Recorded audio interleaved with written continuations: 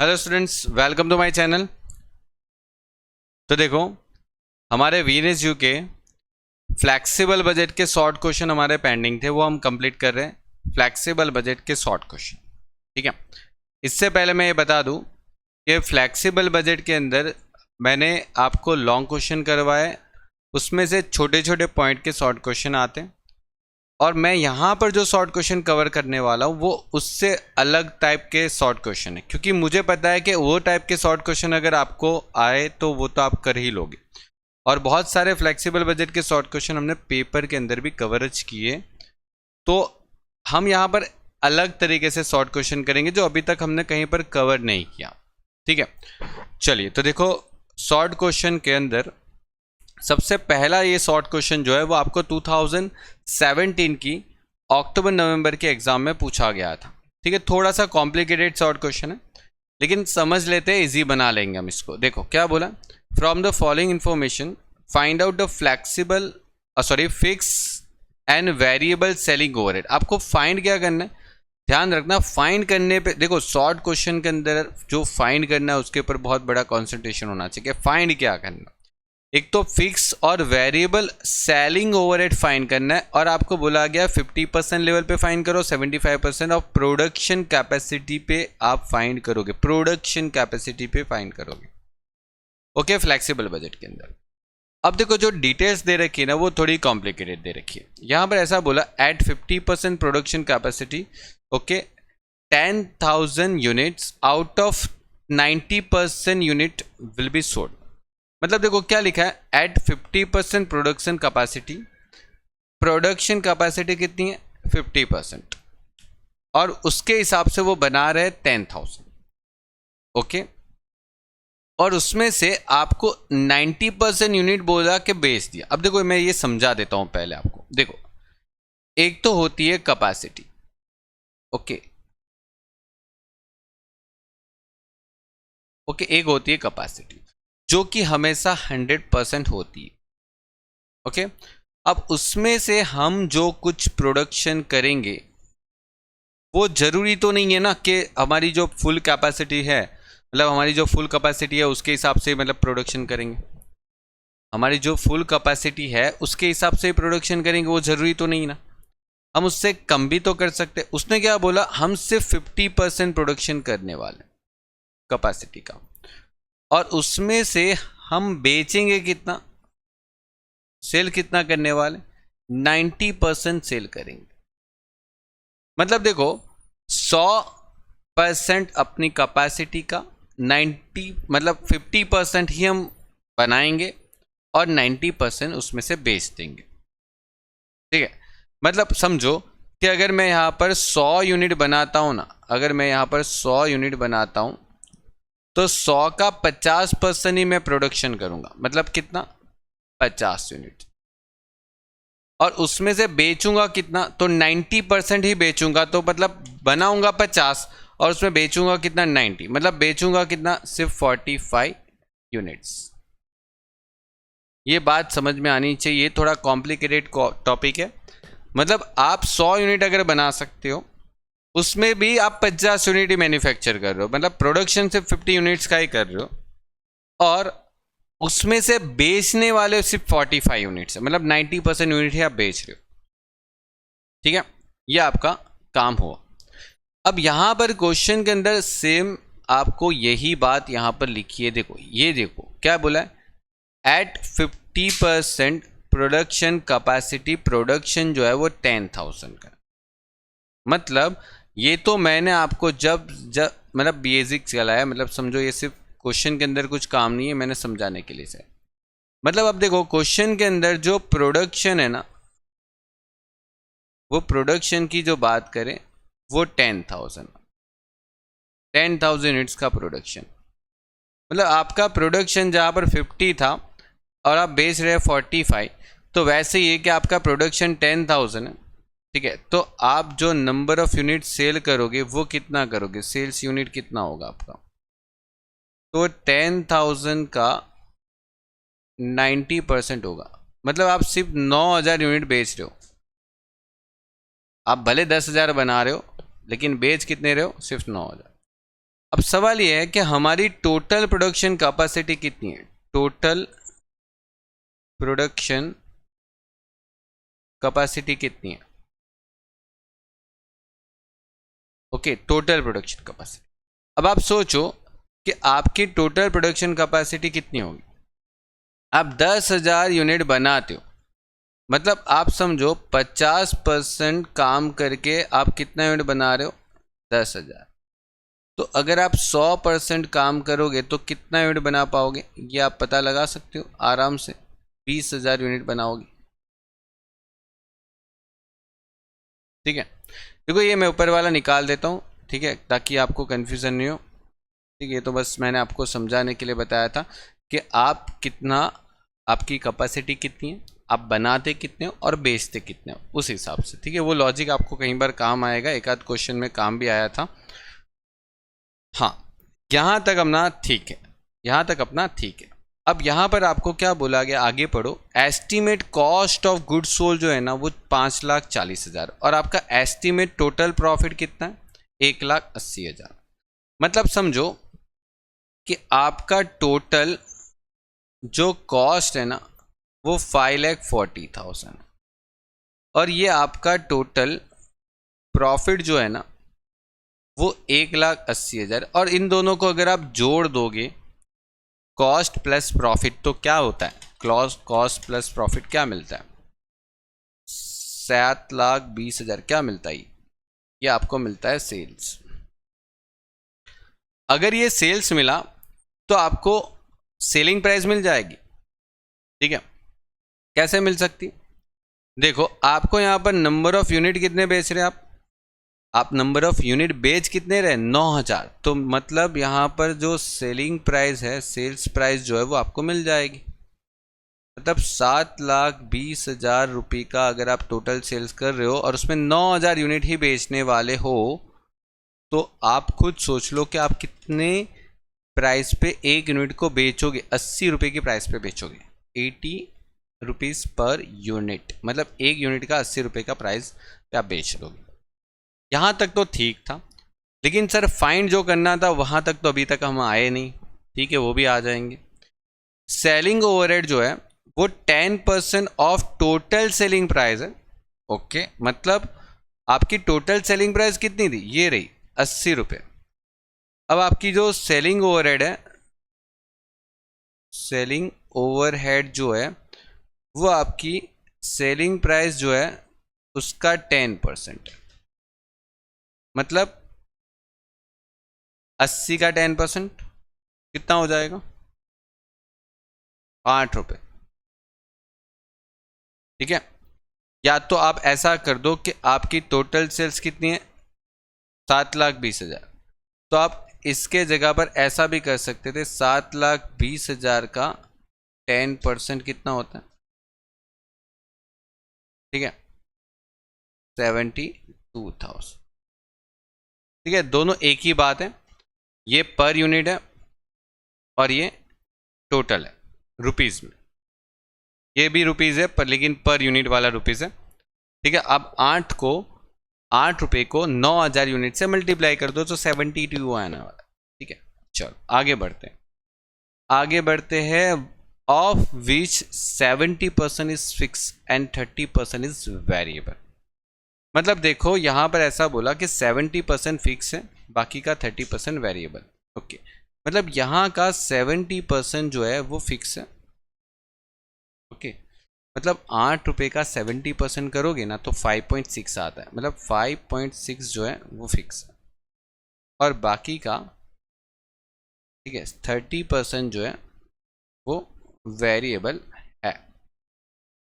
That's it, मतलब यहाँ पर हो जाएगा 2.4।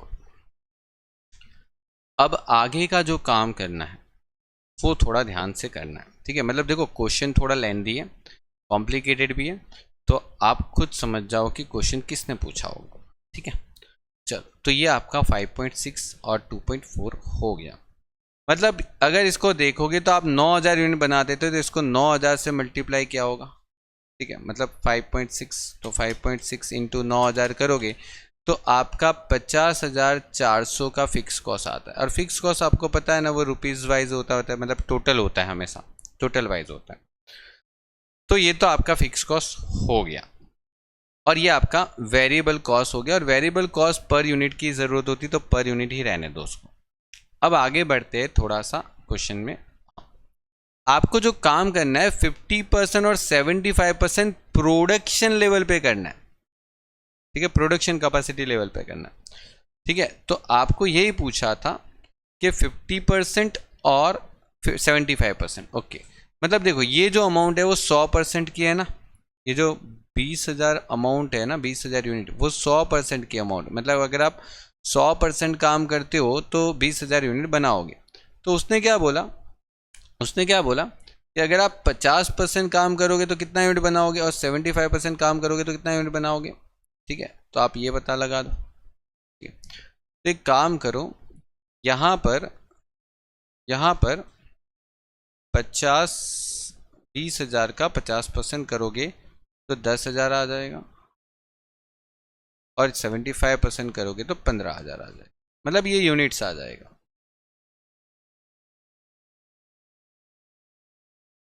ओके, ये आपके यूनिट्स आ जाएंगे। ओके, अब यहाँ पर उसके वेरिएबल कॉस्ट निकालनी है, तो एक काम कर सकते हैं, यहाँ पर वेरिएबल कॉस्ट निकाल लेंगे।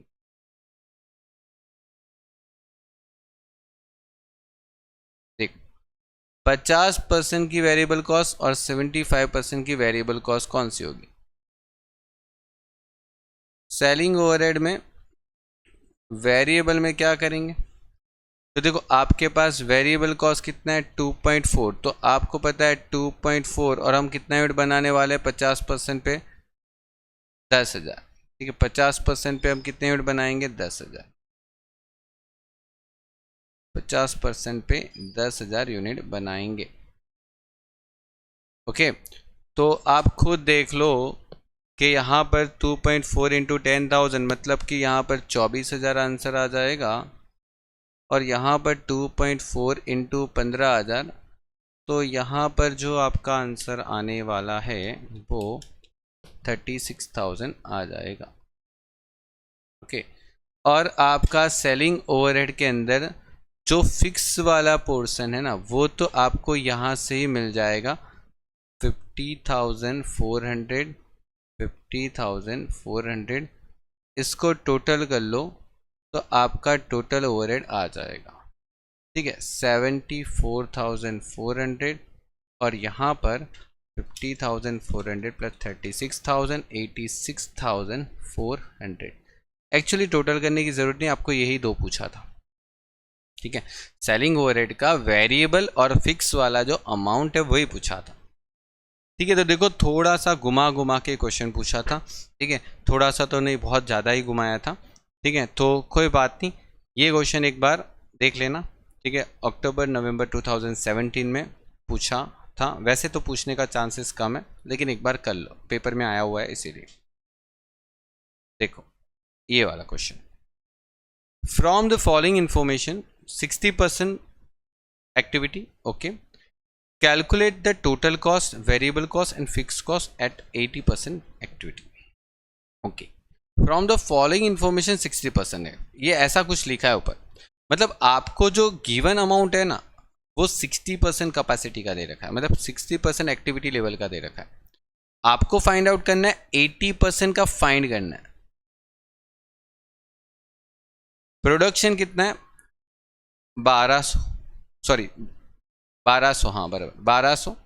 वेरिएबल कॉस्ट है 8 पर यूनिट, फिक्स कॉस्ट है 6,000, टोटल देखो यहाँ पर लिखा भी है टोटल, और सेमी वेरिएबल में बोला 60% फिक्स है, बाकी का वेरिएबल। अब देखो एक काम पहले तो यहाँ पर ये करना है, देखो आपके पास जो सेमी वेरिएबल है ना, ठीक है, सेमी वेरिएबल में दो हिस्से होते हैं हमेशा। तो सेमी वेरिएबल कॉस्ट आपके 18,000 में से आप दो हिस्से कर लो, पहले बोला 60% जो है वो क्या है, फिक्स है, बाकी का 40% क्या है, वेरिएबल। कोई बात नहीं, 18,000 का पहले 60% कर लो, 10,800 आ जाएगा, ठीक है। और उसका रिमेनिंग अमाउंट हो जाएगा वेरिएबल। ठीक है, 7,200। ये तो काम हो गया, लेकिन यहां पर आपको वेरिएबल कॉस्ट पता है, आपको हमेशा पर यूनिट निकालना चाहिए। निकाल सकते हैं आराम से। 7,200 आपका टोटल था, और आप यूनिट देखोगे तो आपका प्रोडक्शन यूनिट कितना था, 1200। तो 1200 से अगर आप डिवाइड करते हो तो आपको पर यूनिट का वेरिएबल कॉस्ट मिलता है, तो 6 रुपये पर यूनिट का मिल जाएगा। That's it. और ये आपका फिक्स कॉस्ट हो गया टोटल अमाउंट। अभी आपको जो फाइंड आउट करना है ना, वो 60% का तो दे रखा है, आपको 80% का फाइंड करना है। तो आप क्या करोगे, यहां पर एक काम करो, अगर आप 60% पर 1200 यूनिट अगर बना सकते हो, ओके, तो नाउ आप 80% पर कितना बना सकते हो ये खुद चेक कर लो। ये तो अभी मतलब आपको अच्छे से आना चाहिए। ठीक है, तो आप 1600 यूनिट आराम से बना पाओगे। ठीक है ना, 1600 यूनिट आपको बनाना है। अब आपको सारे जो टोटल कॉस्ट है, जैसे आपके पास वेरिएबल कॉस्ट है, फिक्स कॉस्ट है और सेमी वेरिएबल कॉस्ट, वो आपको पूछा गया है कि आप जो 80% लेवल पे निकाल के बताओ। 80% लेवल टोटल कॉस्ट, मतलब आप कितने यूनिट बना रहे हो, 1600 यूनिट्स। अब 1600 यूनिट का आपको निकालना है वेरिएबल कॉस्ट, फिक्स और सेमी वेरिएबल। और सेमी वेरिएबल जब भी होता है तो आप दो चीज़ लिख दो, एक वापस फिक्स लिख दो, एक वापस वेरिएबल लिख दो। ठीक है, और यहाँ पर यूनिट का भी डेटा लिख दो, और यहाँ पर रुपीस का टोटल का भी डेटा लिख लो। देखो per unit variable cost per unit कितना है, देखो आपको क्वेश्चन में ही दे रखा है 8 रुपीस, है ना, तो आप लिख दो 8 रुपीस। और आप कितने यूनिट बना रहे हो, 1600, तो 8 इंटू 1600 करोगे ना तो 12,800 आ जाएगा। फिर उसके बाद आप 10,800 का, एक सेकेंड, उसके बाद आपका फिक्स कॉस्ट कितना था, यहाँ पर कुछ 6,000 था आई थिंक, तो हाँ ये रहा 6,000 फिक्स कॉस्ट आपका, टोटल 6,000 है।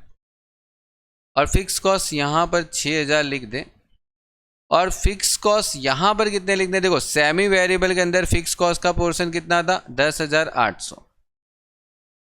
ठीक है, 10,800 है, और सेमी वेरिएबल के अंदर वेरिएबल का पोर्शन कितना है, 6 रुपये। अब 6 रुपये है, आप कितने यूनिट बना रहे हो, 1600, तो 6 इंटू 1600 कर दो, कितना आ रहा है, 9600। बस खत्म, टोटल कर लो, 12,800, 6,000, 10,800 और 9,600, मतलब आपका टोटल खर्चा होगा ये। और अगर इच्छा है तो पर यूनिट भी निकाल सकते हो आप, यहाँ की देखो, यहाँ की पर यूनिट भी निकाल सकते हो, क्योंकि आपके पास यूनिट्स अवेलेबल है 1600।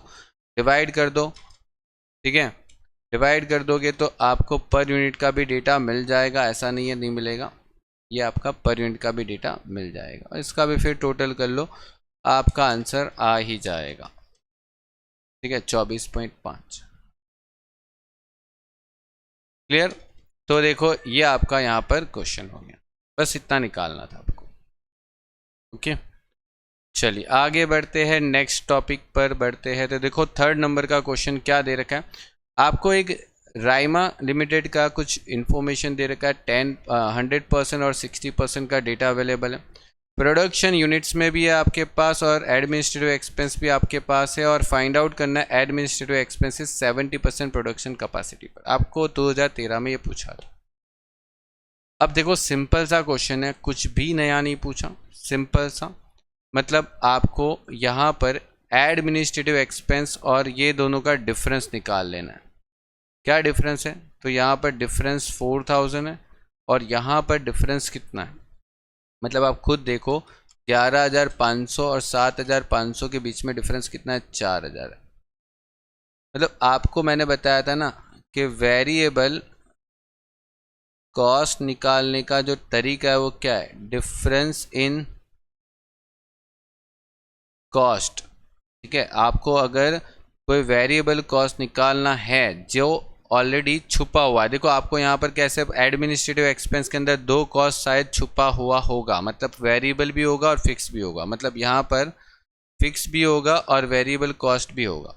ठीक है, तो आपको पहले देख लेना है difference in cost divide by difference in units.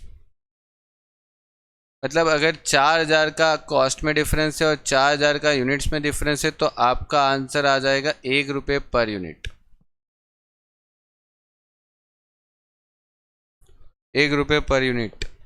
ठीक है, अब उसमें क्या करना है, आपको कोई भी एक लेवल का टोटल कॉस्ट ले लेना, कोई भी एक लेवल का टोटल कॉस्ट एट 100%। चलो 100% का है तो 100% का ले लो। जैसे कितना है आपके पास, 11,500। ठीक है, और उसका वेरिएबल कॉस्ट लेस कर दो।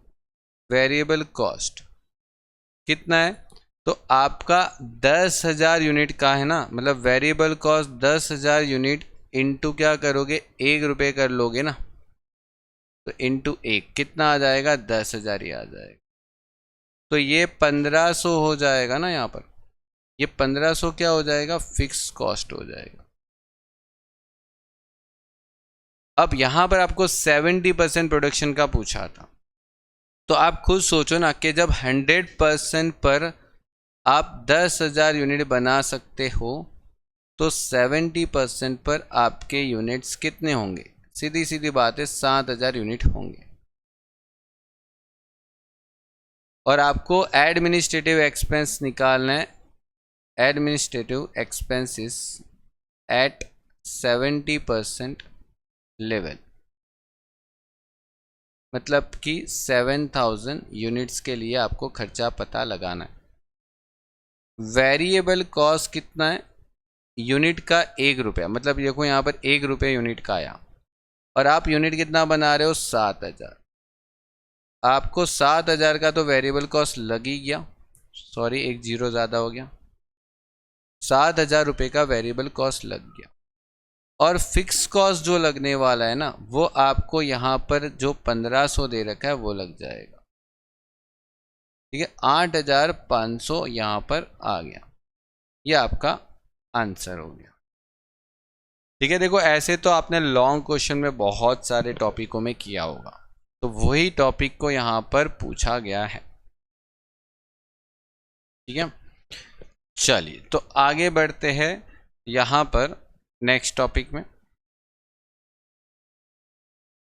हाँ, अब देखो ये जो क्वेश्चन है वो एक अलग प्रकार का ही क्वेश्चन है, मतलब 2019 के अक्टूबर के पेपर के अंदर ये क्वेश्चन आपको पूछा गया था। देखो अक्टूबर 2019 में ये कुछ क्वेश्चन आया था। ठीक है, जिसका पूरा मतलब डेटा देख के ऐसा लगता है कि ये किस चैप्टर का क्वेश्चन है। आप फ्लेक्सिबल बजट में मान सकते हो, ये फ्लेक्सिबल बजट का क्वेश्चन बोल सकते हो। देखो क्वेश्चन में करना क्या है, आराम से समझ लो, क्वेश्चन बहुत इजी है, बस एक बार उसके टाइप्स को समझना है। देखो क्या लिखा है, बजटरी लेवल, मतलब budgeted level of activity of production department is 7,000 hours from the following information. Find out repair मतलब expenses at 80% and 110% level of capacity. अब देखो यहाँ पर करना क्या है, उसने क्या बोला, आपका जो लेवल है ना, टोटल लेवल, बोले कि वो जो है ना वो 7,000 आवर्स का है, मतलब आप 7,000 घंटे काम कर सकते हो। लेकिन अगर आप काम करना चाहते हो 80% लेवल पर, तो सीधी बात है 7,000 इंटू 80% करोगे तो आप कितना घंटे काम करोगे, 5,600 घंटे काम करें। और 110% लेवल पर अगर आपने काम किया तो यहां पर कितना आने वाला है, 7,700 आवर्स। Done, complete. मतलब इतना घंटे आप ये 2 लेवल पे काम कर सकते हो, मतलब करोगे, कर सकते क्या, करने वाले हो। ओके, यहाँ तक क्वेश्चन में कोई प्रॉब्लम नहीं था, ठीक है। मतलब समझ में भी आता है कि देखो 7,000 घंटे आप काम कर सकते हो, उसमें से मतलब 80% ही काम करेंगे तो 5600 आवर्स काम करेंगे। और अगर मानो 10% मतलब 110% जितना काम किया तो फिर थोड़ा ज़्यादा हो जाएगा, 7,700 आवर्स हो जाएंगे। अब देखो जो डेटा दे रखा है ना उसमें ध्यान देना। रिपेयर एक्सपेंसेस जो है ना, रिपेयर एक्सपेंसेस उसमें कुछ लिखा है अप टू 2600 120, मतलब 200 मतलब 2600 आवर्स तक 120 रुपया खर्चा होगा, ठीक है। उसके बाद ध्यान से पढ़ना, additional each extra 600 hours 5,600 hours up to 5,600 ₹40 खर्चा होगा, एडिशनल 30 रुपीज़, एडिशनल 25। अब देखो यहाँ पर बहुत सारे स्टूडेंट फंस गए थे कि मतलब ये बीच में जो सेकंड नंबर पे ना उसने थोड़ा काम बिगाड़ दिया। अब देखो मैं इसको इजी करने के लिए एक अच्छा सा ट्रिक बताता हूँ, वो समझ लेना, ठीक है। चलो पहले तो उसका कॉन्सेप्ट समझाता हूँ। देखो मेरा काम है कॉन्सेप्ट समझाना, ठीक है। मतलब कॉन्सेप्ट समझ में आ गया तो इसके जैसे 10 क्वेश्चन भी आप कर सकते हो। देखो ध्यान से समझना। आप देखो यहाँ तक ज़्यादा से ज़्यादा कितना जा रहा है, ज़्यादा से ज़्यादा 6,700 घंटे तक जा रहा है। मतलब अगर आप ज़्यादा से ज़्यादा यहाँ पर 6,700 घंटे तक जा सकता है। अब देखो यहाँ पर ध्यान रखना, ध्यान से ये बात मेरी समझ गए ना तो फिर समझ गए क्वेश्चन को, वरना तो फिर आप किसी और से ये क्वेश्चन करवा लो, ठीक है। देखो अगर आपका हमेशा, अगर आप बिल्कुल काम नहीं करते हो तो आप अपना 0% काम कर रहे हो, मतलब एक भी घंटे काम ही नहीं किया आपने, बस बैठे रहे। अब उसने क्या बोला कि अगर आपका जो आर्स है, अगर जीरो से धीरे धीरे धीरे धीरे आपने काम करना स्टार्ट किया और आपने 2600 घंटे तक काम किया ना, मतलब 2600 घंटे तक आपने काम किया, तो आपको एक्सपेंडिचर कितना होने वाला है, 120 रुपये। ऐसा उसने पहले पॉइंट में बोला है, ठीक है। 2600 घंटे तक 120 रुपया खर्चा होगा। फिर उसने बोला additional extra 600 hours up to 5600 hours. मतलब देखो यहाँ पर और थोड़ा बहुत काम करते करते करते आगे गए और यहाँ तक अगर काम किया 5600 आवर्स, तो यहाँ पर क्या बोला, एक्स्ट्रा 600 आवर्स अप टू 5600। इसका मतलब क्या होता है, हर 600 घंटे के लिए, एक सेकेंड, हर 600 घंटे के लिए आपको 40 रुपये एक्स्ट्रा लगेंगे। मतलब फॉर एवरी 600 आवर्स 40 रुपीज़ आपको एक्स्ट्रा लगेंगे। मतलब 600 घंटे काम किया 40 रुपये लग जाएंगे, वापस 600 घंटे काम किया 40 रुपये लग जाएंगे, मतलब हर 600 घंटे के 40 रुपये लगेंगे। मतलब यहाँ पर क्या हो रहा है पता है, यहाँ से यहाँ तक हर 600 घंटे के, हर 600 घंटे के 40 रुपये लग रहे, 40 रुपीज़। समझे बात को, हर 600 घंटे के 40 रुपये लगे। तो यहाँ पर 600 600 600 करके कितने मतलब घंटे लग सकते, देखो यहाँ पर समझो कि 600 घंटे लगे और आपका खर्चा 40 रुपये हो गया, वापस 600 घंटे लगे आपका खर्चा हो गया दूसरा 40 रुपये, वापस 600 घंटे लगे आपका खर्चा हो गया 40 रुपये। तो ऐसा कितनी बार हो सकता है बीच में, मतलब 5,600 के बीच ऐसा कितनी बार हो सकता है, मैं ऐसा पूछ रहा हूँ आपको, समझे बात को। 5,600 के बीच ऐसा कितनी बार हो सकता है, मतलब यहाँ से यहाँ तक 600 600 600 कितनी बार आ सकता है, आप खुद सोचो। 2600 में से 5,600 बात करोगे तो यहाँ पर 5 टाइम्स 6 आ सकता है। मतलब देखो यहाँ पर 600 600 605 बार आ सकता है, समझ में आया कुछ बात को। 600 600 605 बार आएगा ऐसे, ठीक है। मैं इसको थोड़ा सा ऊपर ले लेता हूं ताकि और थोड़ा बेटर वे से समझा सकूं। ठीक है, यहाँ पर एक और 600 आ जाएगा, यहाँ पर एक और 600 आ जाएगा। समझे बात को? अब देखो 600 600 600 600 600 करके 5 बार यहाँ पर 600 600 600 घंटे काम करोगे तो आपको हर 600 घंटे के लिए 40 रुपये देना पड़ेगा। मतलब 1 2 3 4 5, मतलब आपको 40 रुपये 5 बार देना पड़ेगा। मतलब यहाँ पर 200 रुपये आपको देने पड़ेंगे, यहाँ पर 120, यहाँ पर 200। अब अगर आप 600 घंटे मतलब 5600 घंटे से और ज़्यादा काम करोगे, कहाँ तक? तो तीसरे पॉइंट में देखो, यहाँ पर तीसरे पॉइंट में देखो 6700 तक आपको 30 रुपये लगेंगे। अब यहाँ पर डायरेक्ट है, यहाँ पर क्या बोला? 6700 तक काम करोगे, ठीक है, तो आपको ये वाले ग्रुप में डायरेक्टली 30 रुपीज़ लग जाएंगे। और उससे ज़्यादा जितना भी काम करो, इससे ज़्यादा जितना भी काम करो, कोई लेना देना नहीं। देखो यहाँ पर लिखा है एडिशनल अबव 60। अबव मतलब कि इससे ज़्यादा आप कितना भी जाओ, जाते जाओ, मतलब कितना भी जाओ 25 रुपये ही लगेंगे आपको खर्चा।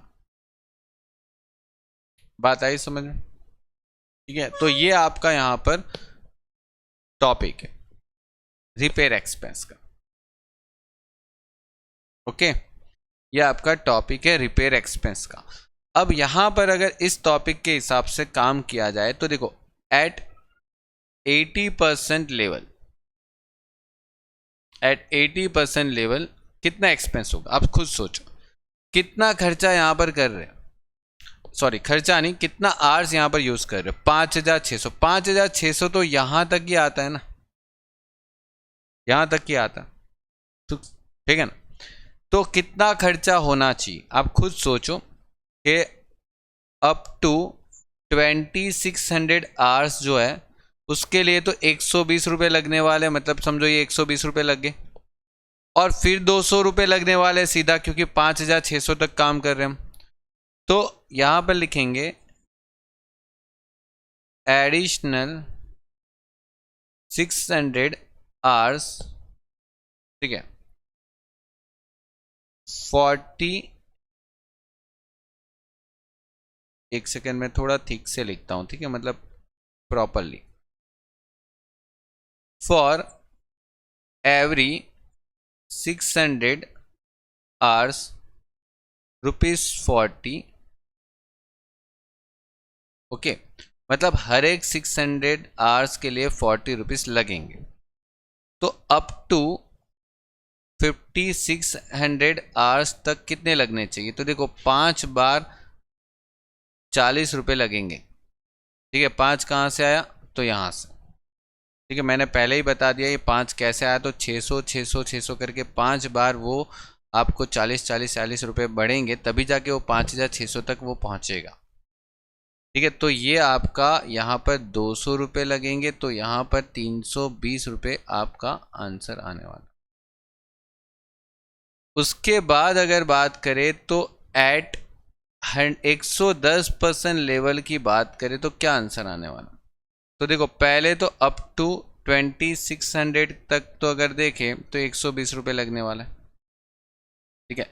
उसके बाद अगर 2601 से अगर स्टार्ट करें तो 5600 तक की बात करें तो आपको 200 रुपये लगने वाले हैं। और यहाँ पर अगर काम करते हो ना, देखो 7700 है, तो 7700 तो मतलब बहुत आगे हो गया ना, मतलब यहाँ पर 7700 आ गया, मतलब बहुत ही आगे निकल गए आप। तो 6700 भी, 6700 से भी आगे निकल गए। तो यहाँ पर आप खुद सोचो कि 5600 के आगे अगर काम करोगे, ठीक है, 5601 से अगर आगे काम करोगे 6700, तो आपको कितना रुपीस एक्स्ट्रा देना पड़ रहा है रिपेयर के लिए? 30 रुपीज़। ओके, तो 30 रुपीज़ आ गया। और फिर उसके आगे मतलब अबव 6700, ठीक है, आवर्स, तो आपको 25 रुपये एक्स्ट्रा देना पड़ गया। बस टोटल कर लो, आपका आंसर आ गया, ठीक है। तो 375 तो ये आपका रिपेयर एक्सपेंस का खर्चा हो गया। तो देखो थोड़ा क्वेश्चन कॉम्प्लिकेटेड था, ठीक है, बस आपकी जो अंडरस्टैंडिंग है वो थोड़ी क्लियर होनी चाहिए, तभी ये क्वेश्चन को आप समझ पाओगे, ठीक है।